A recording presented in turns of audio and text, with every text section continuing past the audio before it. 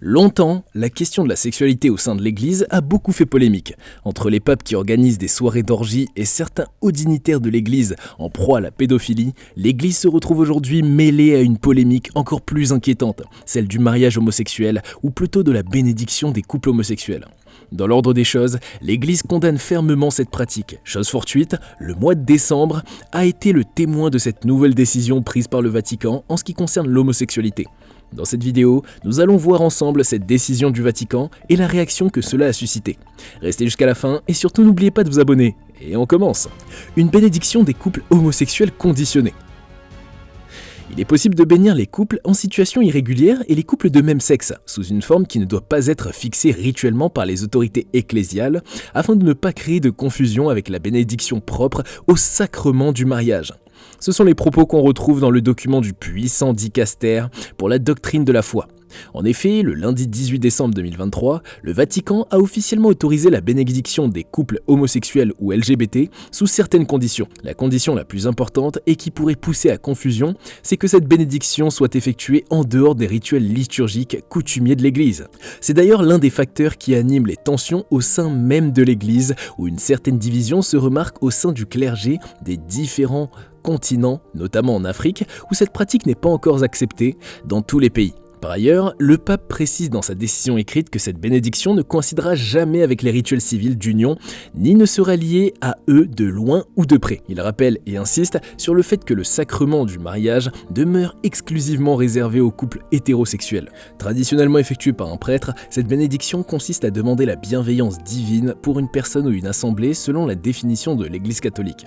Bien que l'Église considère les relations homosexuelles comme un péché, c'est la première fois qu'elle ouvre explicitement la voie à la bénédiction des couples de même sexe, suscitant une forte opposition de sa frange conservatrice, surtout aux États-Unis. Malgré le désaccord du Saint-Siège à ce propos, la bénédiction des couples de même sexe était déjà pratiquée par certains prêtres, y compris en Belgique et en Allemagne, même au sein de l'Église. Un nouveau tournant. Dans la foulée, pour bien de personnes, et même dans le clergé en général, trouve cette décision comme un avancée majeure. En effet, selon les explications de Mgr Patrick Vadrini, cet expert en droit canonique et professeur émérite à l'Université pontificale du Latran à Rome, cette décision est salutaire car elle dissipe les ambiguïtés entourant cette question. En définissant des normes générales, l'Église offre une marge de manœuvre à ceux qui sont directement en contact avec les fidèles pour évaluer comment appliquer ces normes, favorisant ainsi une adaptation aux besoins individuels. Dans le même sens, le prêtre américain James Martin, bien connu pour son engagement en faveur des fidèles LGBT+, a exprimé sa satisfaction sur X, anciennement Twitter, qualifiant cette avancée de majeure dans le ministère de l'Église auprès des personnes LGBT+. Il souligne que cela reconnaît le profond désir de nombreux couples catholiques de même sexe de trouver une dimension divine dans leurs relations amoureuses. Cependant, cette modification doctrinale pourrait engendrer des réactions hostiles au sein d'une fraction conservatrice de l'Église. Ces voix craignent une altération de la doctrine sous la gouvernance du pape argentin, redoutant une perte de repères. Notons que ce changement intervient 6 semaines après la clôture de l'Assemblée générale du Synode pour l'avenir de l'Église catholique, où évêques, femmes et laïcs ont débattu de sujets cruciaux tels que l'accueil des personnes LGBT+, et divorcés remariés. En octobre, 5 cardinaux conservateurs avaient publiquement exhorté le pape François à réaffirmer la doctrine catholique sur les couples homosexuels, mais cette question avait été écartée du document final du synode, accentuant ainsi les tensions au sein de l'Église. Une décision rejetée par l'Afrique ? La décision du Vatican d'autoriser la bénédiction des couples de même sexe a déclenché des réactions intenses sur le continent africain. De nombreux évêques africains ont vivement exprimé leur désaccord avec cette déclaration, allant même jusqu'à refuser de bénir de tels couples. Les raisons de ces réactions sont multiples, s'expliquant à la fois par le contenu sensible du texte, particulièrement délicat sur un continent où l'homosexualité demeure souvent réprimée ou mal perçue, et par la manière dont le Vatican a pris cette décision. La conférence épiscopale du Nigeria a été particulièrement catégorique dans son communiqué du 20 décembre, déclarant qu'il n'y a aucune possibilité dans l'Église de bénir les unions et activités homosexuelles. Selon cette déclaration, une telle bénédiction contreviendrait à la loi de Dieu, à l'enseignement de l'Église, aux lois nationales et aux sensibilités culturelles du peuple. Cette position se répercute dans de nombreux endroits, du Nigeria à Kinshasa, où plusieurs prélats africains rejettent fermement la décision papale et refusent de l'adopter. Face à cette annonce, les réactions ne se limitent pas seulement à des refus, mais s'étendent à des considérations sur la faisabilité de cette pratique nouvelle.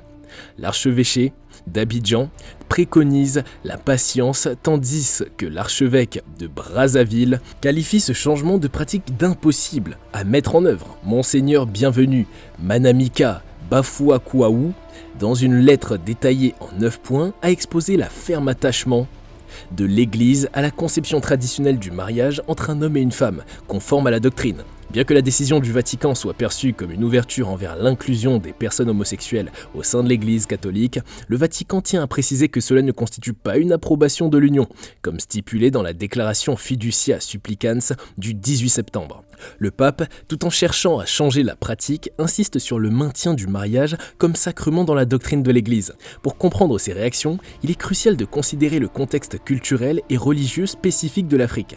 L'anthropologue Jean-Pierre Dozon souligne que l'Église catholique en Afrique se caractérise par une grande conservabilité sur le plan des mœurs, expliquant ainsi l'hostilité de certains prélats africains envers la bénédiction des couples homosexuels. François Mabille, directeur de l'Observatoire géopolitique des religions à l'IRIS, éclaire quant à lui les influences multiples, incluant les aspects politiques, culturels et religieux, qui influent sur les prises de position des églises locales en Afrique. Il souligne l'importance de discerner si ces positions sont motivées par la politique locale ou alignées sur l'interprétation du dogme catholique. Une dimension particulièrement préoccupante est soulevée par une source du Vatican, qui interroge les implications pour les prêtres qui béniraient les couples homosexuels. La question de possibles conséquences légales, voire d'intervention des forces de police dans certains contextes nationaux, est soulevée. Au Nigeria, par exemple, des lois strictes prévoient des peines sévères allant jusqu'à 14 ans de prison pour le mariage homosexuel et 10 ans d'emprisonnement pour les personnes de même sexe affichant publiquement leurs relations. Cette autorisation de la bénédiction des couples homosexuels par le Vatican a suscité des réactions passionnées en Afrique, mettant en lumière des enjeux cruciaux liés à la culture, à la religion et aux questions légales sur le continent. Ces réponses diverses révèlent la complexité des relations entre l'Église catholique et les réalités socio-culturelles africaines. Déclin du christianisme et quel avenir ? Le catholicisme connaît des évolutions contrastées à travers le monde. En Europe et en Amérique du Nord, on observe un déclin de cette religion, alors qu'elle gagne en importance dans les pays du Sud, particulièrement en Afrique. Jean-Pierre Dozon explique que cette réalité africaine du catholicisme découle de la colonisation et de l'évangélisation menée par les Européens. Par ailleurs, François Mabille met en évidence le fait que les églises catholiques européennes deviennent progressivement minoritaires et se distancier des églises en Asie et en Afrique. Il souligne également des initiatives progressistes telles que la bénédiction de couples de même sexe par des prêtres dans certaines régions d'Europe. Mabille ajoute que le Sud global perçoit le catholicisme européen comme déclinant et estimant que les églises en Europe ne peuvent plus exercer une influence significative sur la doctrine ou la législation européenne. Parallèlement, les divisions actuelles au sein de l'Église catholique suscitent des inquiétudes quant à son futur. François Mabille met en garde contre le risque considérable de voir émerger une fracture au sein de l'Église, pouvant cristalliser l'opposition envers le pape et les orientations pastorales. Cette situation pourrait devenir un enjeu majeur lors de la prochaine élection papale. Jean-Pierre Dozon insiste également sur ce danger de fracture, envisageant un possible retour en arrière après le pontificat du pape François, notamment au sein de la curie romaine. Il souligne l'influence significative des prélats africains et suggère même la perspective d'une élection d'un prochain pape africain, évoquant la possibilité d'une orientation nettement plus traditionnaliste, voire conservatrice. Ces éléments laissent entrevoir des transformations potentielles importantes au sein de l'Église catholique dans les années à venir.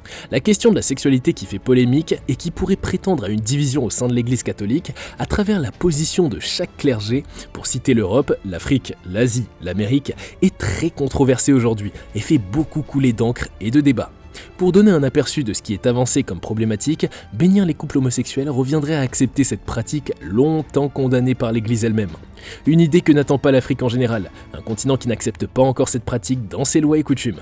Toutefois, si certains pensent que cela représente une évolution de l'Église, cela reste une polémique qui n'entend pas avoir un terme de sitôt. Et vous, dites-nous en commentaire ce que vous pensez de cette décision du pape et si vous pensez qu'elle fait grandir ou met en ruine l'Église. N'oubliez pas de vous abonner et d'activer la cloche de notification pour ne plus manquer nos prochaines vidéos. A bientôt pour de nouveaux contenus. Merci beaucoup sur Cultination.